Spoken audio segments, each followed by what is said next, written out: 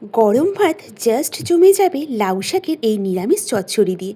চলুন আজকের রেসিপিটি শুরু করা যাক। প্রথমেই কড়াইতে দিয়ে দিয়েছি তেল, এর সাথে দিয়ে দিয়েছি 5 ফোড়ন। তারপর আগের থেকে কেটে রাখা সবজিগুলো আমি দিয়ে দিয়েছি। সবজির মধ্যে আমি এখানে দিয়েছি শিম, আলু, বেগুন, কুমড়ো। তারপর হালকা ভেজে নেওয়ার পর দিয়ে দিয়েছি পরিমাণ মতো লবণ আর 2 চামচ হলুদ গুঁড়ো, 1 চামচ লঙ্কার গুঁড়ো আর 1 চামচ জিরের গুঁড়ো।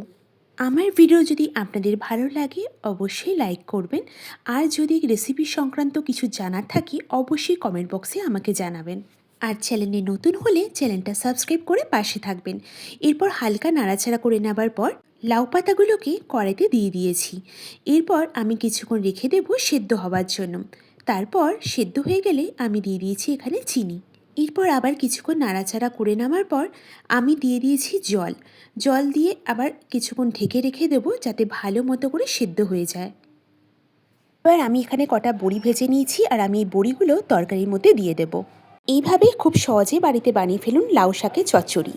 আজকের রেসিপিটি ভালো লাগলে লাইক, কমেন্ট, সাবস্ক্রাইব করে পাশে থাকবেন। ধন্যবাদ।